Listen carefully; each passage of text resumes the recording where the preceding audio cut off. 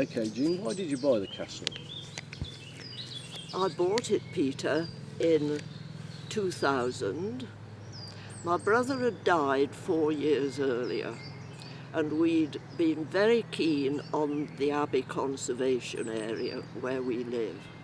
It was only designated because we fought, and we did fight hard, for it to be made, Abbey Ward, into a conservation area. It's not a very nice thing to do, this campaigning and telling people that they should be committed to looking after their property in a certain way or accepting certain regulations and so on, because there's a downside as well as an upside about a conservation area. And when the Abbey field, the little 2-acre field at the back of the Abbey Church's vicarage, came onto the market, the house was being sold, the new buyers didn't want it, and the chap who owned it remembered, he was one of my old boys, that I'd always been interested, and he phoned one day and said, that field's for sale, Jean, if you want it. I said, thank you very much, and we had it. And we enjoyed it just for, I think, about 4 years. When my brother died, I offered it to the, who did I offer it to? Anyway, one of the environmental agencies, and after much deliberation they decided they didn't want it. What a different age it was, Peter. Now they would love it. But it was too far from the centres of Brandon and the rest of the environmental work that goes on with volunteers and so on. And so my solicitor suggested I made it into a charity. So I did, the Harald Lapworth Charitable Trust. And I enjoyed it.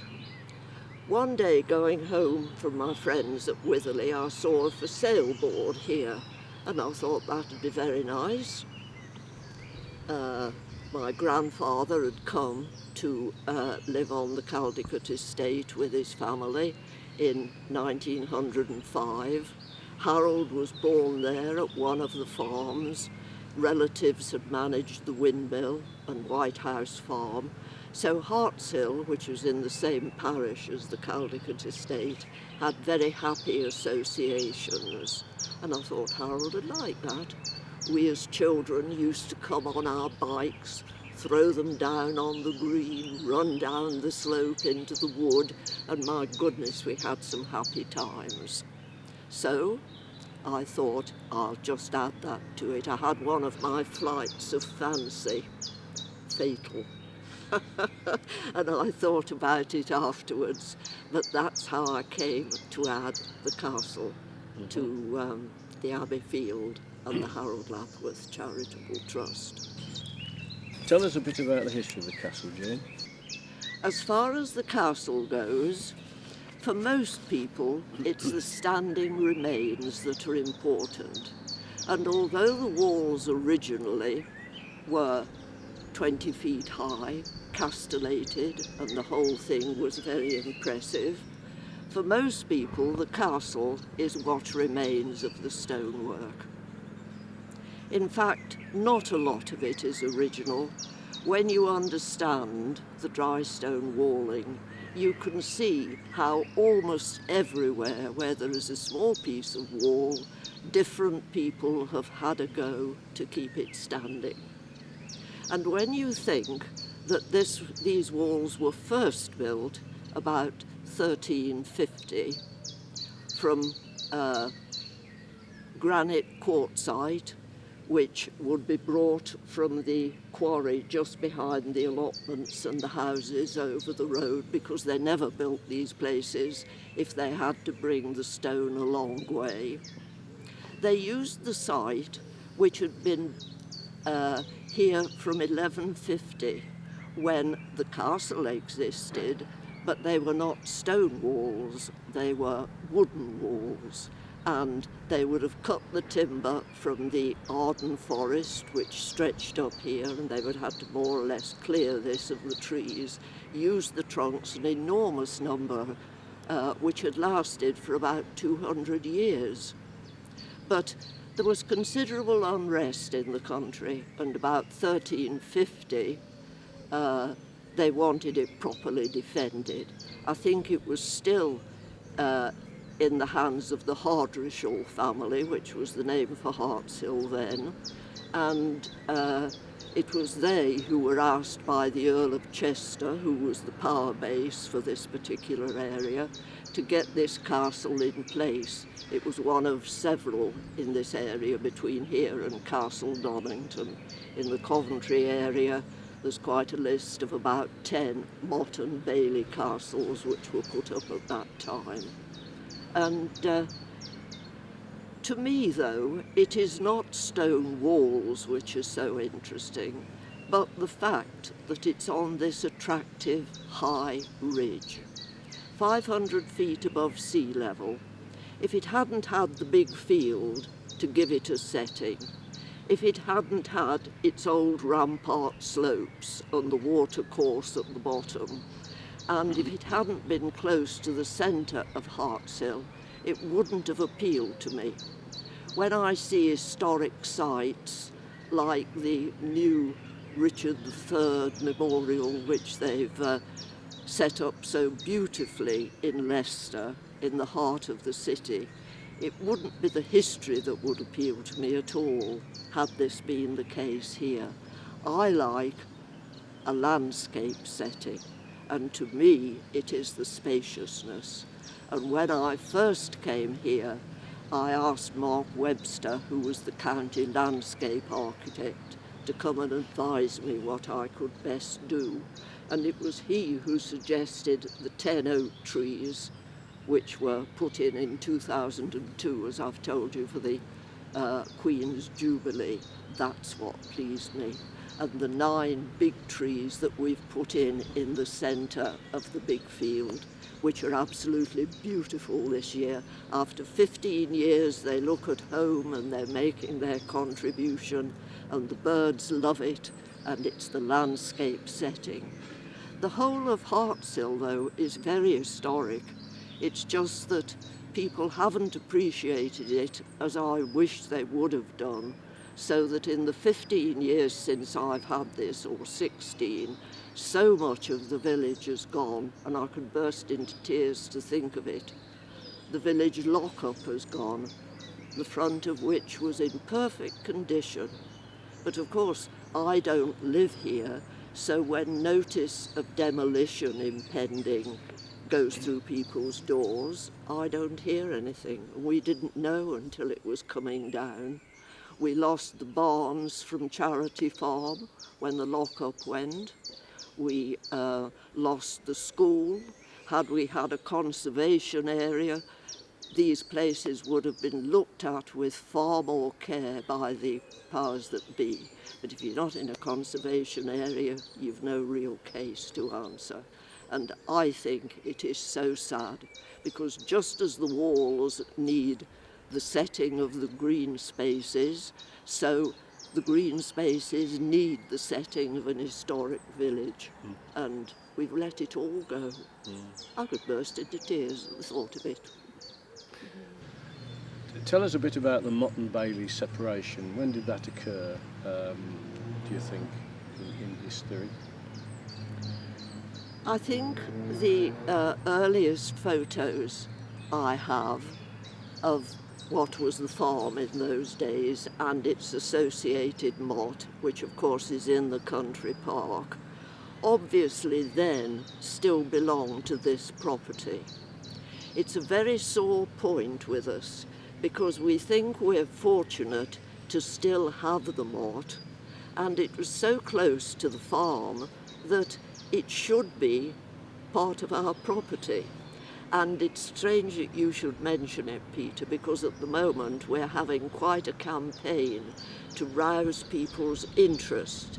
And I've just sent a letter to the chairman of the parish council and of the county council and Warwickshire County Council, saying how much I wish that those people who could influence us would give it back to us.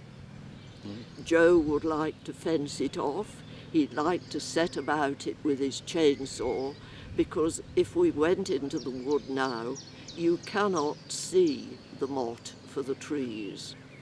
We would like it to be clear. We would like some steps up it and a viewing platform at the top, where we believe in the days of the castle when it was properly fortified, the family would have lived, and you would have had wonderful views right over to Castle Donington and to Barden Hill. And for all the animals and the people who worked on the estate and so forth were congregated safely within the walls, you needed the lookout to tell you whether there were intruders from Denmark or wherever who were trying their luck in the summer months and could possibly be looking for either somewhere to colonise or something to steal. There was immigration in those days even then, and I don't suppose life was so much different when you look at it in basics. So we're very keen. Joe is all for putting a fence round it and colonising it and then staking his claim. But I suspect when the coal board bought the Hayes, nobody really cared about the moat. The public footpath went right by our north wall, and that's the wall over there. That's the one we have our backs to now, yes.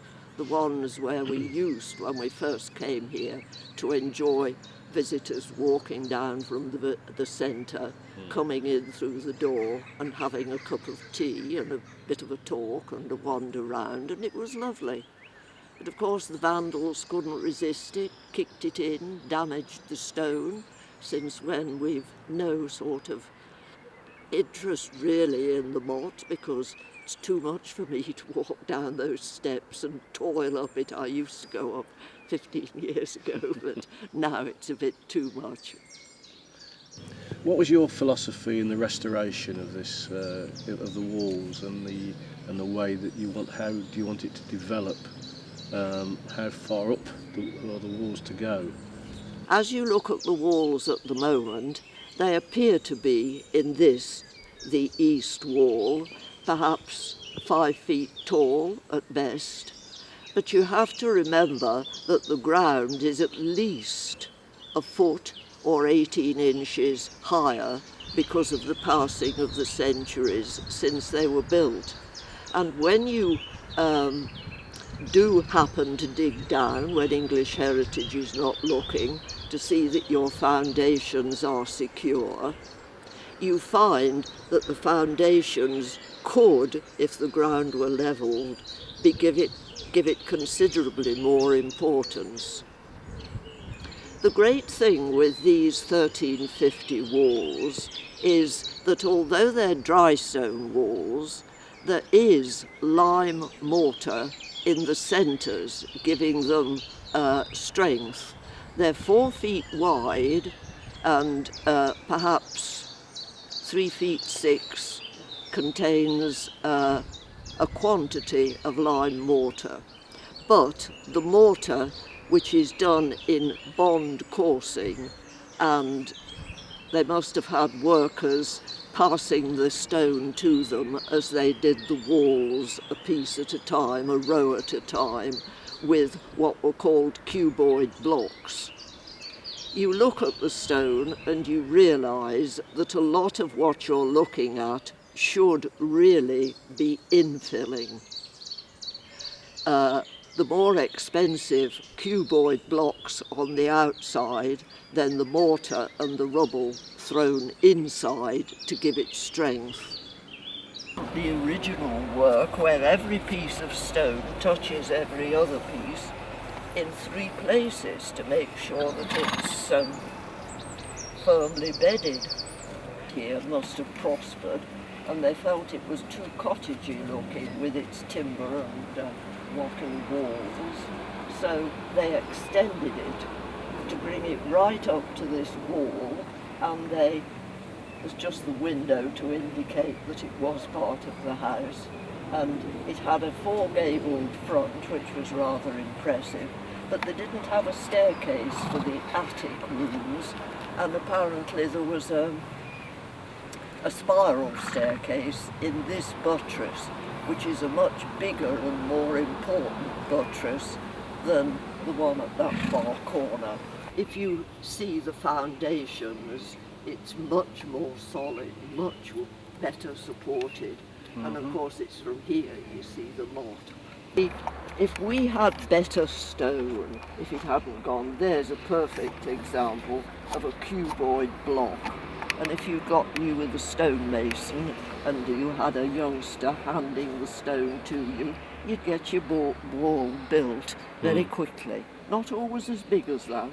They used varieties of stone, but that's what makes it so interesting, I think. If you're interested in the stonework, this little corner is the remains of the chapel, so in many ways it's the most interesting.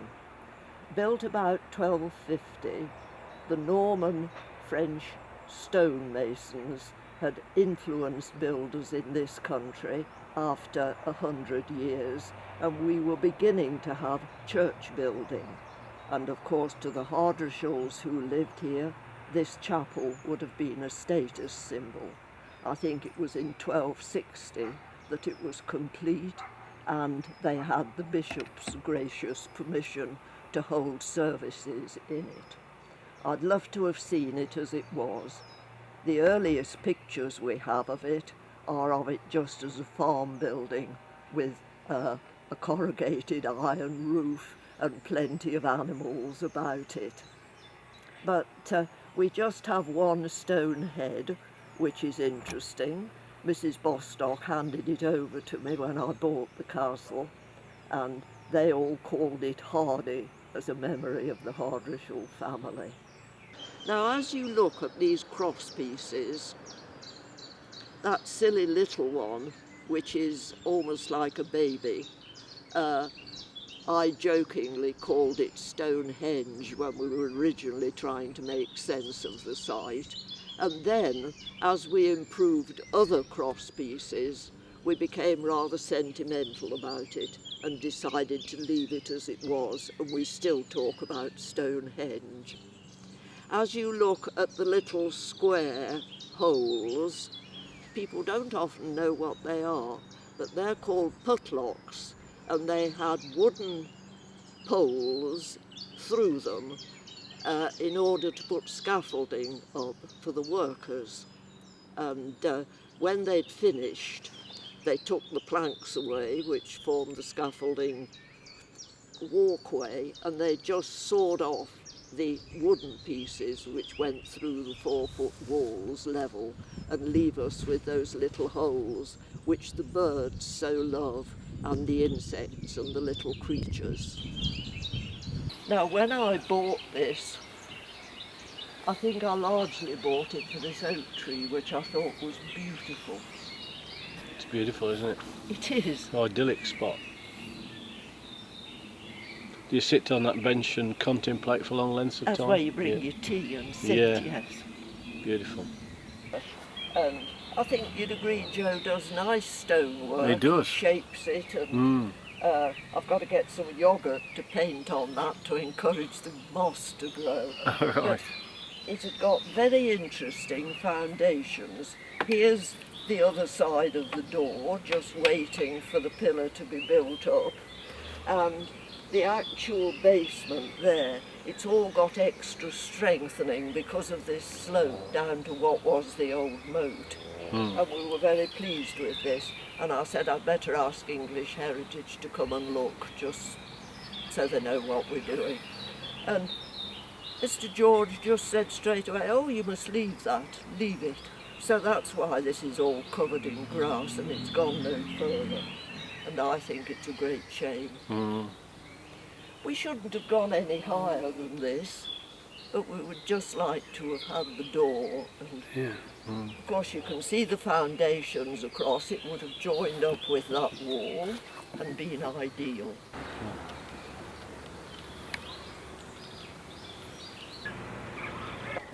You can see the collection of stone that was in the wall that's all been carried up, but that piece of sandstone is the more spectacular piece of them all.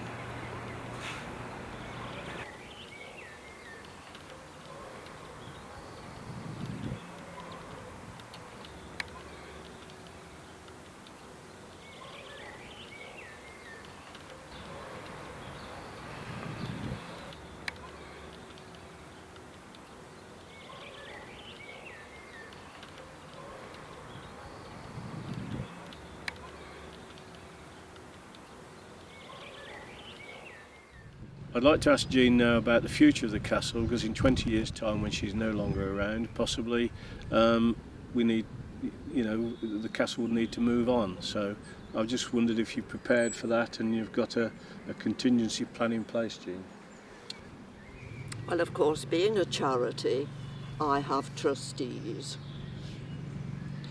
My brother was one of the founder members of Nuneaton Birdwatchers Club, and for about 40 years he lived for birdwatching. He was a member of the Leicester Society and the Birmingham Society, and he gave much of his free time to it, and it was a way of life. He believed in keeping detailed records of the life in his own garden. He believed in keeping records of the hedges and the farms he visited, places like the fen lanes and so on. He did a lot of swallow ringing. But in the 1950s, agriculture changed. I remember he went to Orton-on-the-Hill one Sunday morning, and the farmer had taken out a couple of hedges which Harold had valued and kept records on for years. And he had taken down trees which Harold couldn't believe had gone, but it was a time of great change.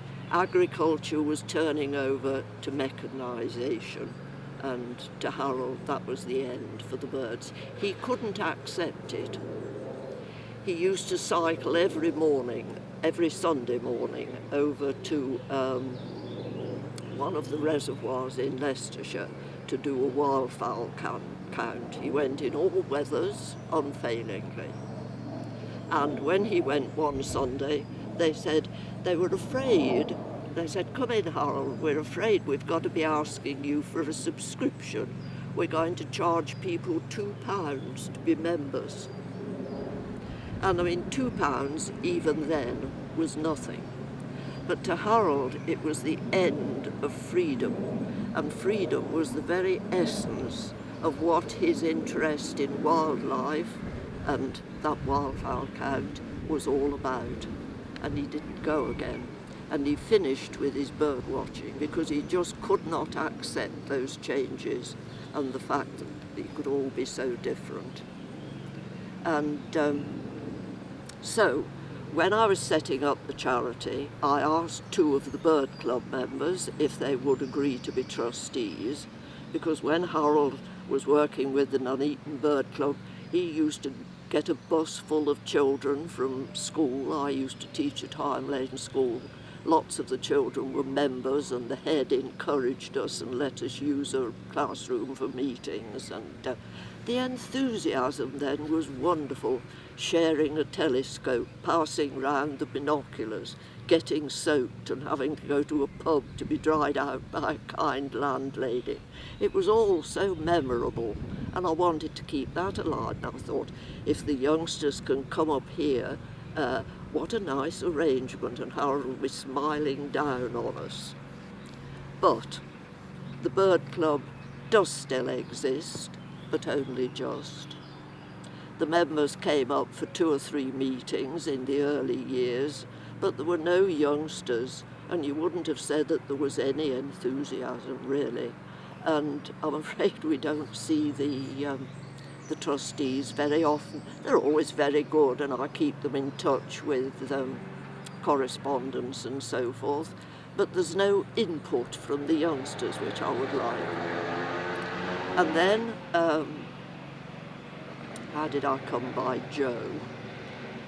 A gentleman who lives out at Philongley became a trustee. They came as a party of masons, and he liked it and said he'd like to be involved, and we see him occasionally. And then Joe is also a trustee who does much of the stonework. He built us our viewing platform, and I have to have him, although he comes from Bedworth, because he's the one who knows most definitely what I would like.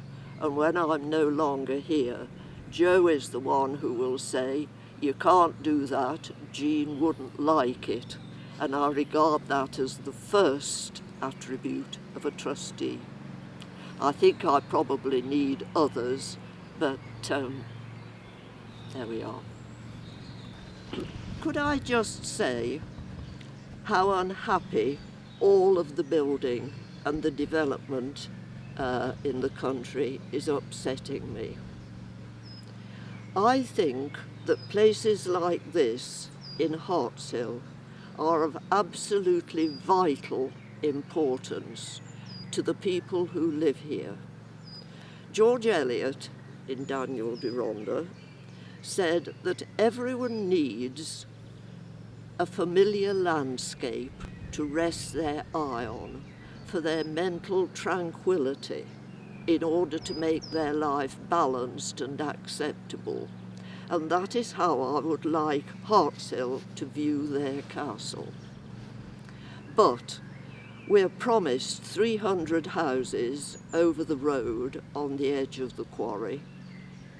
I've watched Tarmac, now owned by Lafarge, ruining the Anchor Hill, which has been a wildlife haven, one of the most beautiful places in the country you could find for wildlife, is now half destroyed, and I can't see much chance of the future for it. And then just recently, I was asked by the parish council if I would like to be, no, it was the county council who sent me a letter saying would I agree to be an asset of community responsibility, of community value. And I didn't want to be an asset of community value. I thought of Harold giving up his bird watching because of that £2 subscription, which was a token of his innermost feelings and his appreciation of the freedom of the countryside. And I thought Harold wouldn't like that.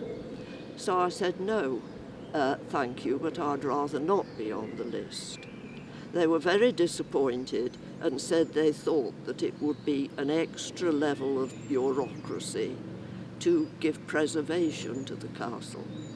Well, for 30 years I've been trying to fight against bureaucracy and to keep the best of the countryside and the open spaces free for us all.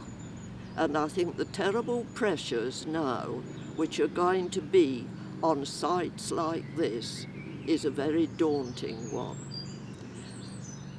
The descriptions in the planning policy framework of, I think, 2011, when it came out very quietly and no one said much about it, made me think that sites like this are going to be really threatened. The cemetery is going to be full before many years have gone. What will they want? A slice of the big field. And it frightens me to death. 300 houses over the road. Where will playing fields be for the children and open spaces? Think of the big field. And if we lose the open space, what price then for the castle and the remains? All hopeless. So that's why Joe keeps saying no and trying to fight off the metal detectors. He came up for one last night, and I gather there was another gentleman in the wood. Very nice lady, said she thought they were entitled to do their metal detecting there. Jo said certainly they were not. It was scheduled by English Heritage. She'd also been in here. She said she'd been coming in for years. And it'll be overrun. I do feel that the time is approaching when the land grab will really be in the forefront of people's minds. And I've done my best to strengthen the deed of gift to to the Charity Commission, but whether it will stand against the pressure of people and house building, I don't know. But no assets of community responsibility for me. Thank you very much.